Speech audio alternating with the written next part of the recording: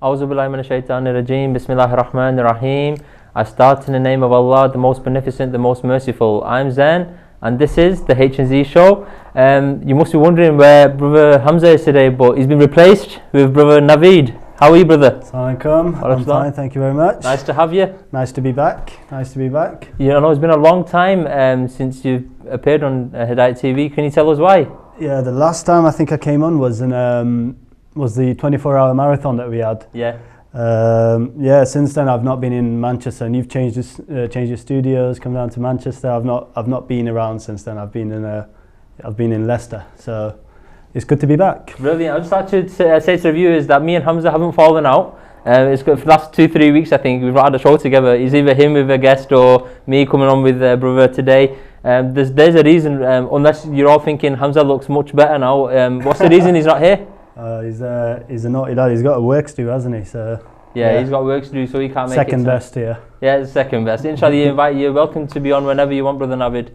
Thank you very much. The format of the show, I think you're a bit familiarised with it now, is simple. We always have a quiz question, and we always want the viewers to win a prize. So without any delay, let's show what the prize is this week. It's the same now for the last few weeks, but there you go. It's a £25 gift voucher. You have your own unique code you can use to log in and claim your prize. It's for myshop14.com, www.myshop14.com. So if you want a chance of winning this £25 gift voucher, stay tuned in, and we will be showing, revealing a quiz question very soon. It's a good one this week, brother. Yeah. Very good question coming up. Is based around maths.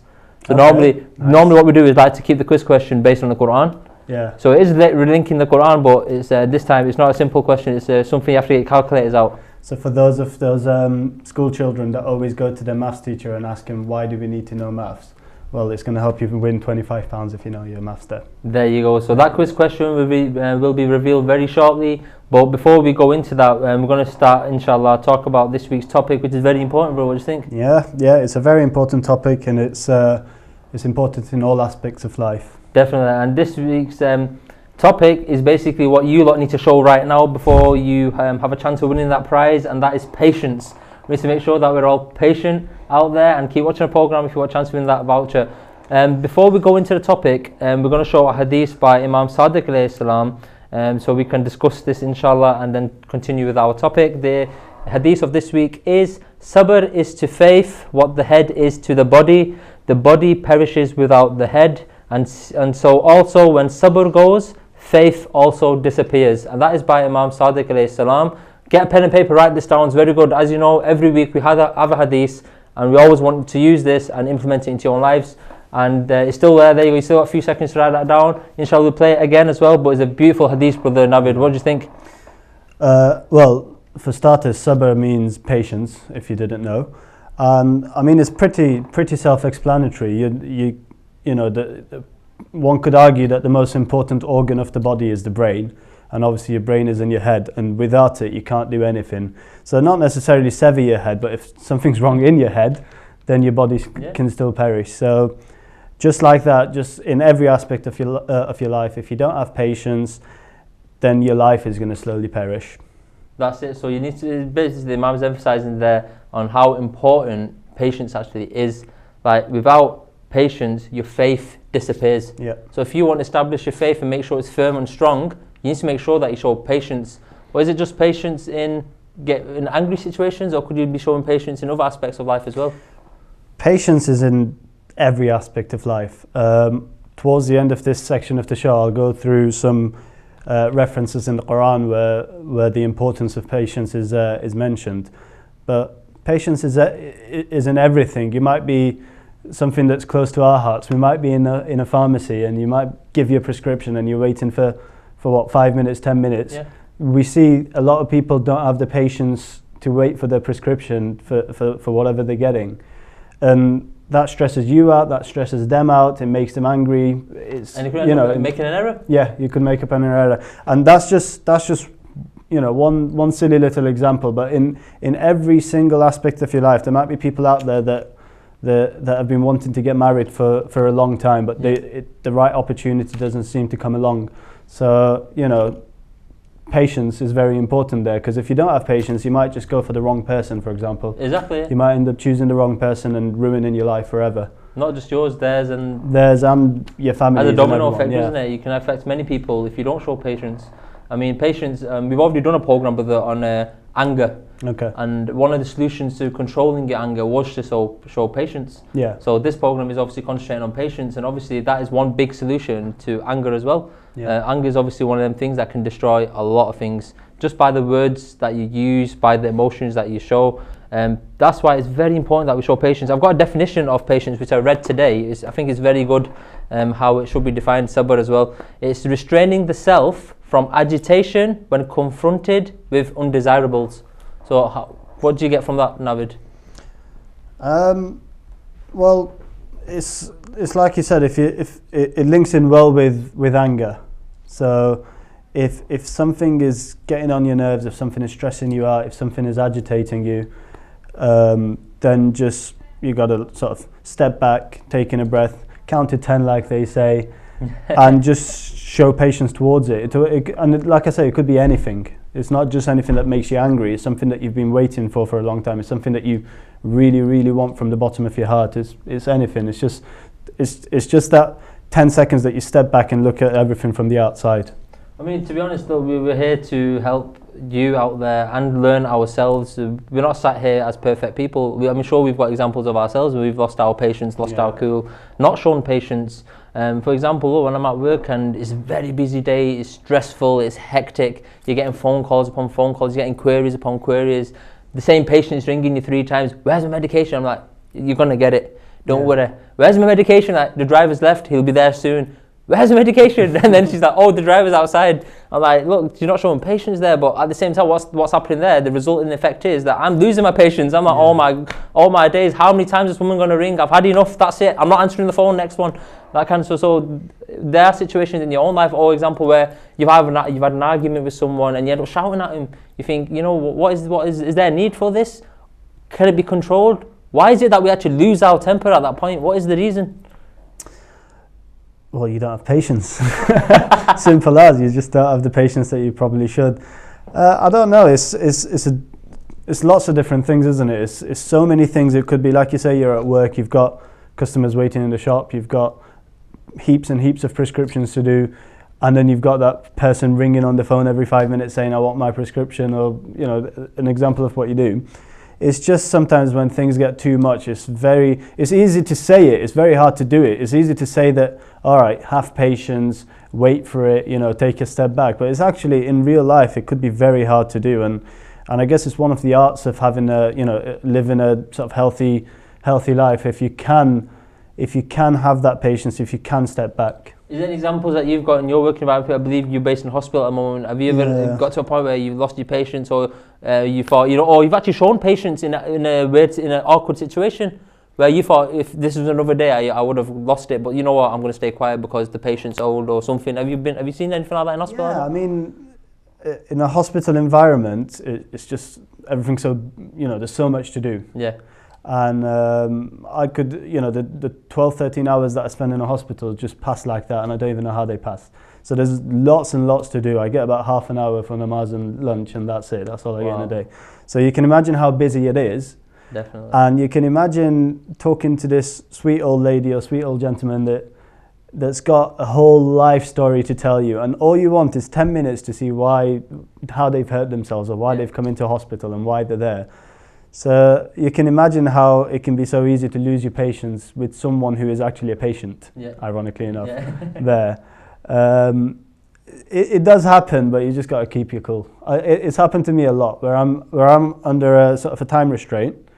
I need to get this patient's history, or I need to examine the patient or anything really quickly, and they're just going on and on and on, and it's like, oh, come on, just give me what I want to know, and I'll come back for your life story later. But so you've got to be basically understanding of the situation, the person's background. You never know what they've gone through. They may have gone through some family problems. They've never had anyone to talk to, and this is like an opportunity for them to open up and like tell you their problems. And obviously, like you said, you get these situations where you've got to show patience, and you just got to, obviously, if you haven't got time to listen to everything, you just got to put it in one ear, out the other. That's what I say. Yeah. If you don't like something, in one ear, out the other. But I think, what do you think? Should we keep the viewers waiting, or should we reveal the quiz question this week? Do you reckon they can be patient enough? Should we test it? No, I think we tested you enough. Inshallah, we're going to reveal the quiz question. If you want a chance to win this week's prize, which is £25 gift voucher for myshop14.com, the quiz question is: can you multiply the number of verses in the Holy Quran by the number of chapters? If you do, what is the answer? What answer is the answer? What answer is the answer? Yeah. There could be many answers, so which answer would give you the right answer if you multiply the number of chapters in the Holy Quran by the number of verses? I think, do you think that's a hard question, or do you think it's doable? It'll take a bit of time? I'll give you a hint. Some people consider the first Bismillah ar-Rahman ar-Rahim in Surah Hamd to be a ayah, and others don't. Right. The way we've calculated this in our answer is Bismillah ar-Rahman ar-Rahim in the Surah Hamd counts as an ayah. The rest of the Bismillahs and the other 112 Bismillahs do not count as a ayah. So they don't count as a verse. So count that first Bismillah and you can work it out. So it's not that hard. It's a 6-figure answer. I'll give you that much. So it's 6 numbers we're looking for. If you can give us a ring, the numbers are on the bottom of the screen now, and let us know what the answer is. I think it's going to be a hard one today. I need to write the answer because I've forgotten it myself. Is there, brother? Yeah. But yeah, so that's the answer we're looking for. The question's at the bottom. So pick up the phones, get your calculators out, and give us an answer for today's quiz question. Inshallah, you can win that prize. Coming back to patience, brother. I mean, patience has to be shown in a lot of different ways. But I mean, I've done some research today, and I realised that, there's not. Me personally, when I thought, what is patience? Showing patience. I thought it's only showing patience in time of hard times, in troublesome times, when you've had a situation or when you've had an argument. Always thought is always attributed to when it's something negative going on, but it's not necessarily. I come across in some research that there's different levels of sabr.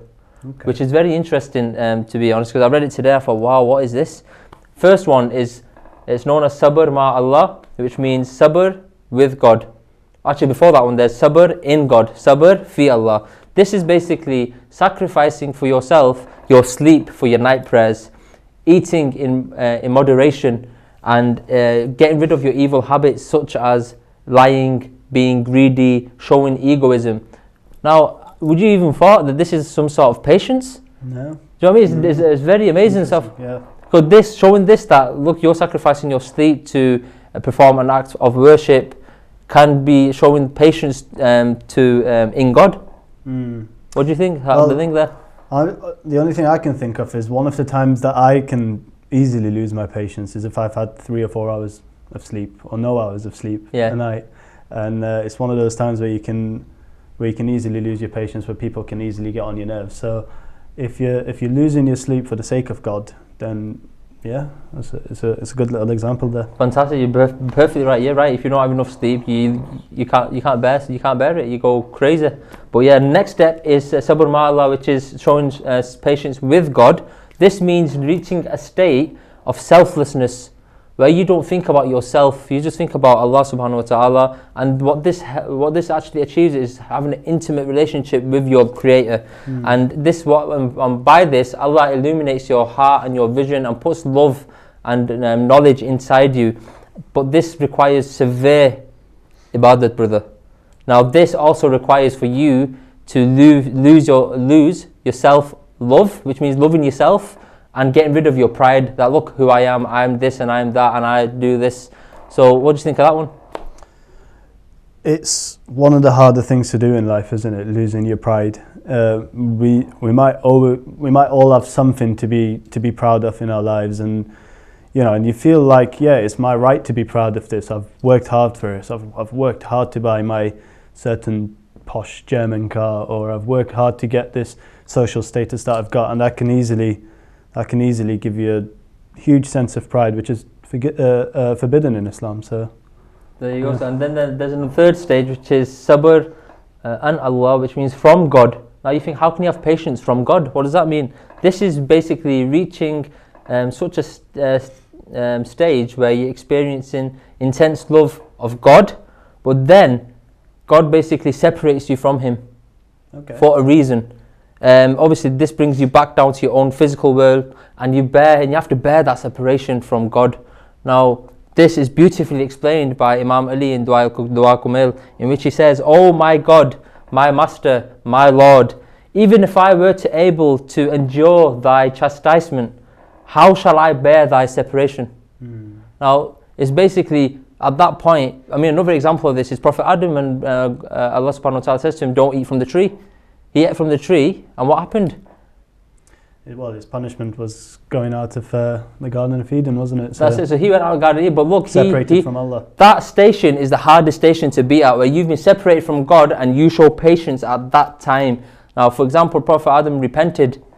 So imagine being at that stage in your life where you've experienced that intense love from Allah, you experienced that spirituality, and then being thrown away from that for something that you've committed or something that you've said.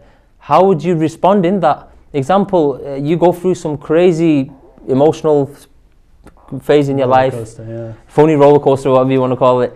You've had some next level argument, families have broken up, someone's died. That's it at that point. I mean, another example that comes into my mind, brother, is Bibi Zainab Salaamullah alayha. Look at the sufferings that she went through in Karbala. And then she was made to walk from Karbala to Kufa, Kufa to Sham. The Al-Bed had stones thrown at him. You can't even describe what's happened, right? And when she was asked in her sermon, "What do you think of what happened?" What is her reply? She goes, "Well, that's what Allah wanted, we're happy." Now that is patience. That look, after what's happened, if that was us, we would have thought, that's it, we're not believing in anything now. But look at the response of the Al-Bed, it's amazing. Now they're the lessons that we should add. This is the highest level of patience someone can reach. And then there's one above that, which is literally impossible, bro, because it's the station of perfection, which requires a lot of self-esteem and stability, and that's, I mean, only shown by the Aima and the way they've led their lives and the punishments that they've been through and how they've had to show patience in their lives. What do you think, brother? It's touching on 2 points. Well, the perfection obviously is something that we should all strive to go towards, but the one thing that you mentioned is just a lot of times we see it happen in our lives.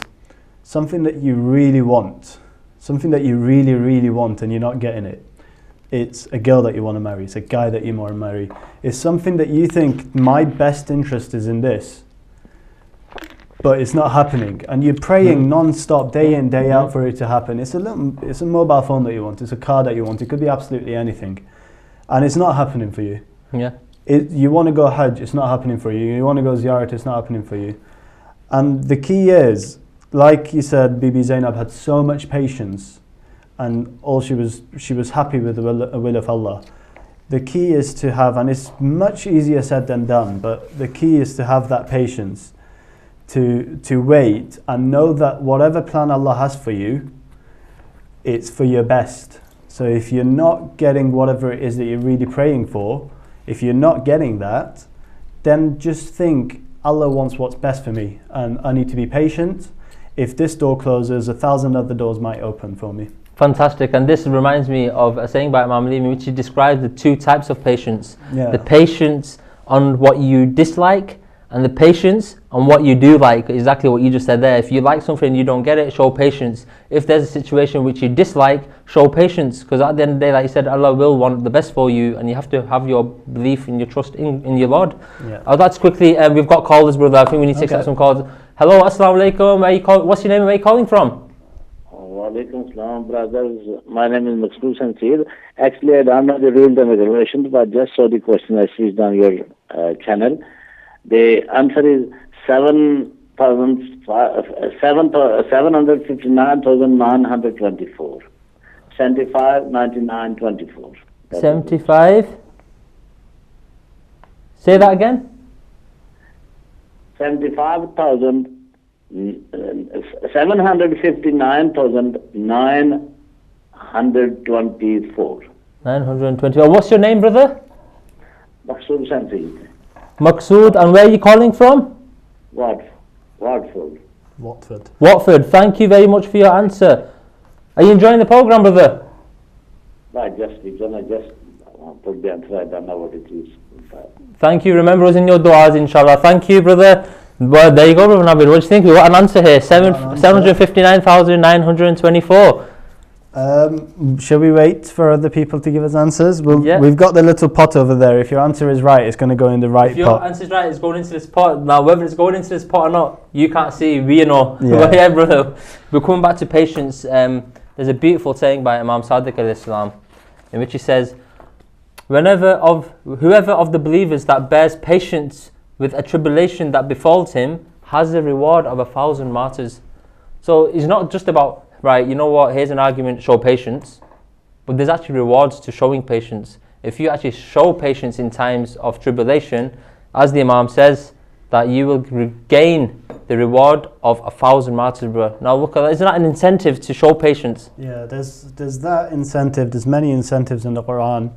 And it's just, it's just our Aimma, Allah subhanahu wa ta'ala trying to tell us, have patience, it's for your own good. At the time, it might not seem like things are going well. It might seem very hard, but in the end, in the long run, it's for your own good.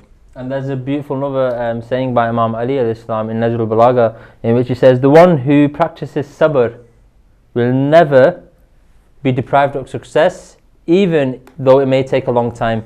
So like you said, like you might want something and you can't get it, but if you show patience in that, watch, one day or the other, you will receive that. But if you don't show patience, then at the end of the day, like the hadith of this week mentions, that if your sabr goes, then your faith will disappear as well. Faith will disappear. So, Yeah. have you got any more callers? Hello? Brothers in the back, I've lost you, where are you? Have No. patience, they'll come. We've got to have patience. That's it, we're showing patience as well. Come on, I think we need to show the quiz question again. We're not getting many calls this week. Let's show the quiz. Let's show the quiz question to all the viewers out there. Easy question. Can you multiply the number of verses in the Holy Quran by the number of chapters? Simple. Simple. Simple. Just Google how many chapters are there in the Quran. Get that number. Then type in the number of verses in the Holy Quran. Get that number. Multiply them. What is the answer? I will say, Brother Maqsood was very close. But the answer is there. It's very easy. I think Brother Navis worked out again. Just to double check. Just to double check. So the clue that we'll give you, the last caller that we had was Brother Maqsood, was very close but not close enough. I think everyone's gone to the seaside, brother. I think the weather's so nice that no one wants to. No one wants to call us today. No one wants to call us today. Is that right? Yeah, looks like it. Shall I go through these quotes that I've got until we get some phone calls? Definitely. Why not? Go on. So when Zain told me that we're talking about patience, I thought, obviously we always read about a hadith, but what better than the Quran and see what Allah has promised us Fantastic. in the Quran and what Allah has mentioned about patience in the Quran. So patience is mentioned 90 times in the Quran, 90, either directly as the word sabr or indirectly or the opposite of patience and that sort of thing. So I've got a few examples. I'm not going to go through all 90, but Allah instructs patience to all believers, and I'll give you the, I won't read all the ayahs, I'll just give you the references to these ayahs and the gist of what they are. So one is Allah instructing all believers to have patience, and that's Surah 16 ayah 127, and also Surah Al-Tur, Surah 52 ayah 48. Allah forbids the opposite of patience, so hastiness. It's actually forbidden. So in Surah Ahqaf, ayah 35, that's 46, Surah 46, ayah 35. In the third Surah, Surah Al Imran, ayah 139, and Surah 68, ayah 48. The opposite of patience is forbidden. Wow. Allah mentions patience as a precondition for success, and you just read a hadith about that. Wow, look at that. So ayah 200 in Surah Al Imran mentions patience as a precondition of success. And the rewards that you mentioned, Allah mentions endless rewards for a patient person. So that's ayah 54 of Surah 28 says you're rewarded twice. Other ayahs say you're rewarded without account. So endless rewards. Other ayahs which say Allah gives the good news to patients, where you get Allah's blessings, mercy and guidance. And with that, I'll pause for a second and we'll go to our next caller. Assalamu alaikum. Assalamu alaikum, ya Ali Madad.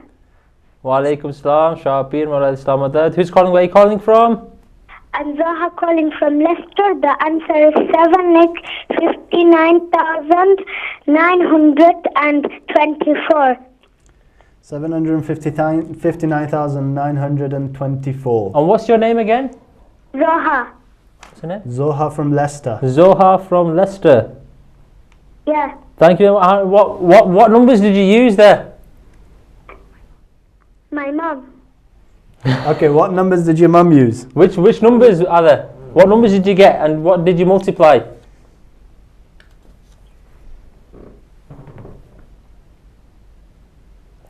Are you still there, Zoha? She's gone. She's gone. Alright, cards been dropped. So, is that the same answer that we got last time? That's the same answer we got last time. Okay. I'm getting a bit worried now. Okay. So the next ayah is you can become a companion of Allah if you show patience. Yeah. So that's Surah Anfal ayah 46, which tells you wasbiru, show patience. Inna Allaha ma'as sabirin. Truly, Allah is with the sabirin, with the patient. You can seek Allah's help via patience, and you can. It's a condition for Allah's help and support. So if you are a patient person, in ayah in Surah Al Imran, ayah 125, Allah says that you will get His help and support if you are patient. Patience and taqwa give you protection from your enemies. Ayah 120 of Surah Al Imran again. The angels of Allah salute any patient people in Jannah. So if you've been a patient man, you get salutations from the angels of Allah. That's Surah Ra'd, ayahs 23 to 24. And one interesting thing is that in the Quran, Allah subhanahu wa ta'ala allows us to treat our enemies as they've treated us. So if they've been bad to us, we can be bad back, basically. So qasas, that sort of thing. Okay. But at the end of the ayah, in ayah 126 of Surah Al-Nahl, the 16th surah, Allah says you can do this. You can treat them as they treated you, but being patient is better. So being patient is better. So if someone treats you bad, you can treat them bad back, but it'd be better to show patience. Yeah. You be the better person, the bigger person. You be the bigger Simple. person. So I think next phone call. Next phone call. Assalamu alaikum. What's your name? Where are you calling from? I'm speaking from Ireland. What's your name? Layla. Layla from Ireland. And what's your answer today? I got 759,924. Are you guys just copying each other, or have you got what number of ayahs did you use? How many verses did you use?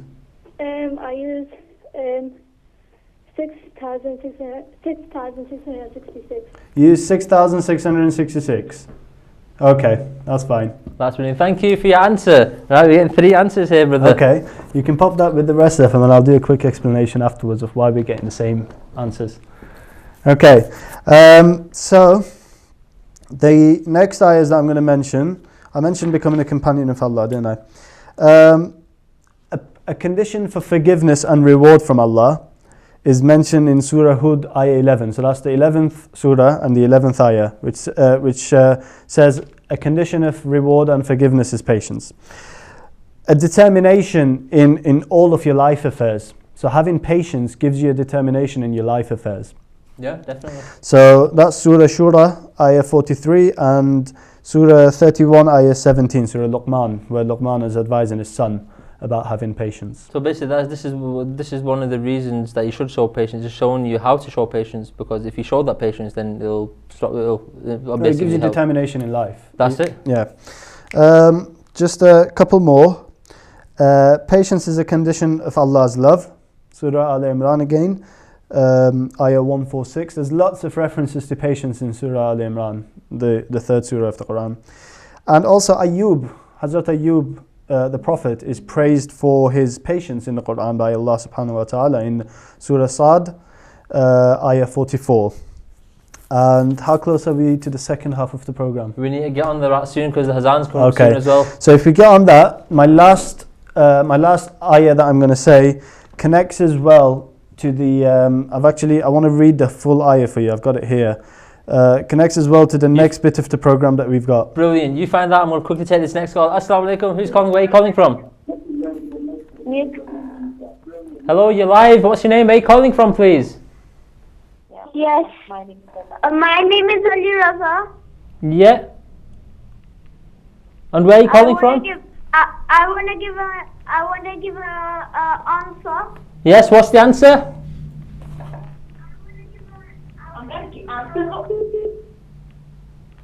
That sounds like you went. Ali Raza, if you could give us a call back. Are you still there? Have you just put us No. on hold? Call's been dropped. Okay. Yes, brother, go So on. if you can give us a call back, Ali Raza, we'll take your call then. So the last ayah that I want to read, and I'll just get it up on my phone, is an ayah which says that patience and iman are prerequisites for leadership in religion. And that ayah is ayah 24 of Surah Sajda, of the 32nd surah. And the ayah is أعوذ بالله من الشيطان الرجيم بسم الله الرحمن الرحيم وجعلنا منهم أئمة يهدون بأمرنا لما صبروا وكانوا بآياتنا يوقنون.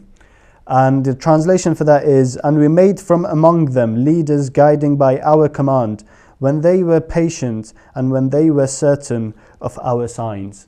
And you mentioned Bibi Zainab as a clear example of patience in our leaders.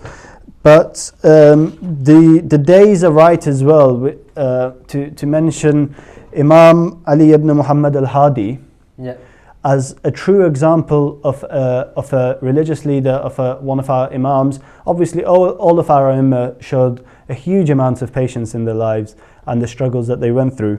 But a beautiful example is the biography and the life story of Imam Ali ibn Muhammad al-Hadi.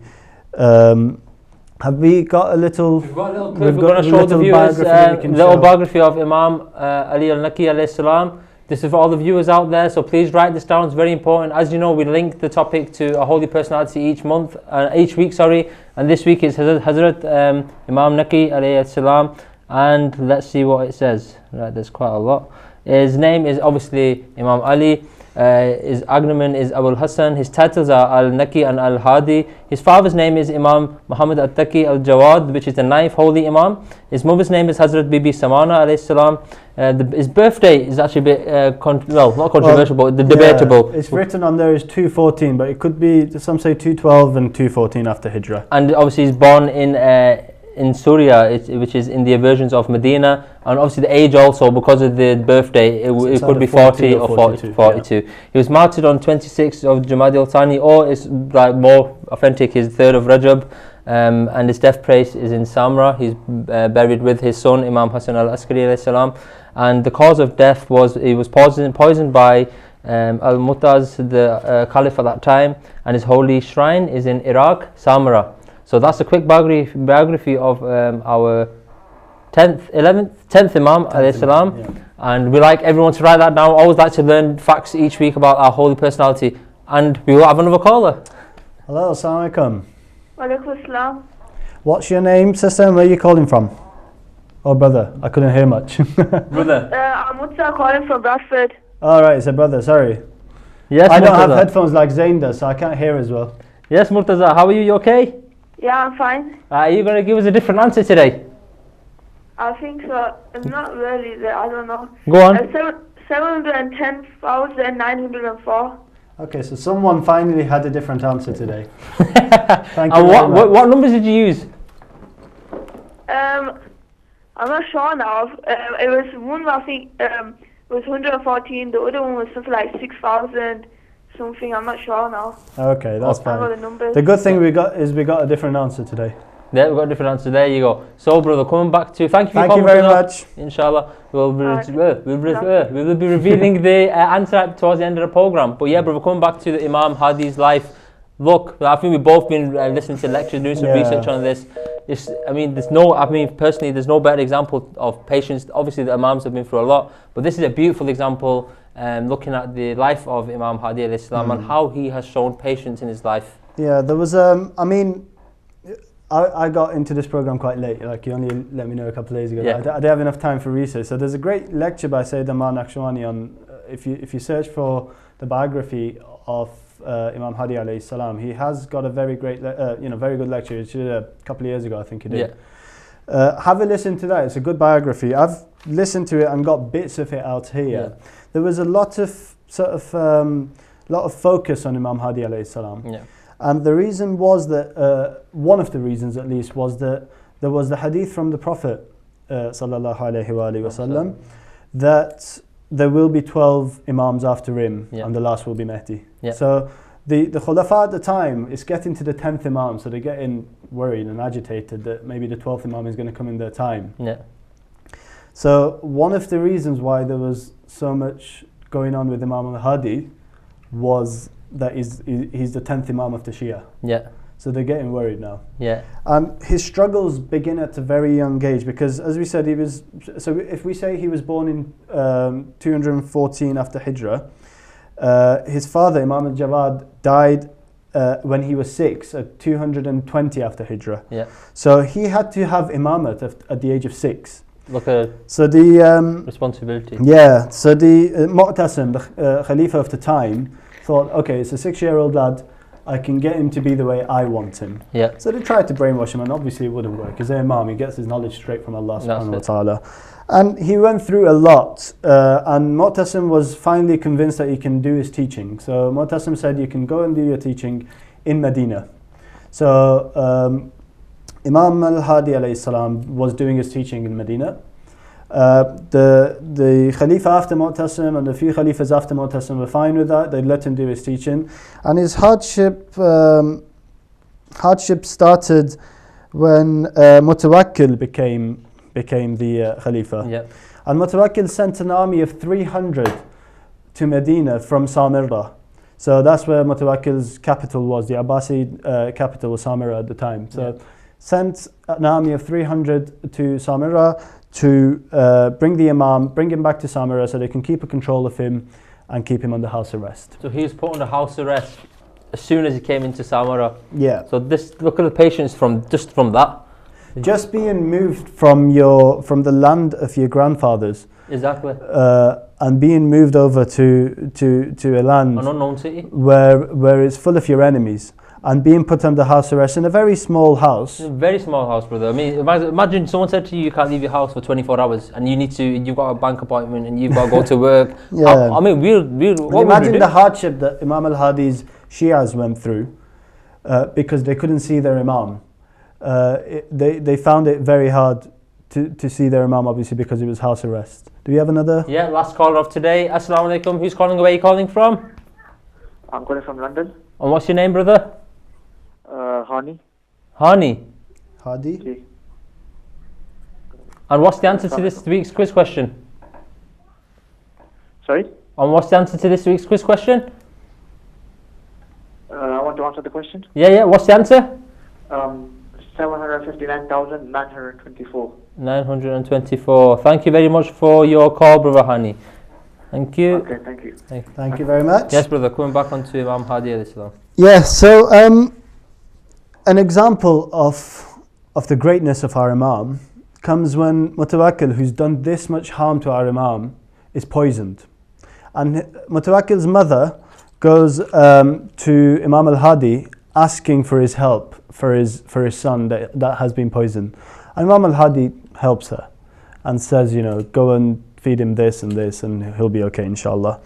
And even after he's helped him, Mutawakkil puts Imam al-Hadi through so much, and just, putting him through so much in the sense that every night or at least once a week, Mutawakkil would send soldiers in the middle of the night, disturbing our Imam's sleep, dragging him out of his house and taking him to Mutawakkil. And what does he do? He takes him there and he asks him for advice on things. On advice, on arguments, on blaming him on something which he hasn't done.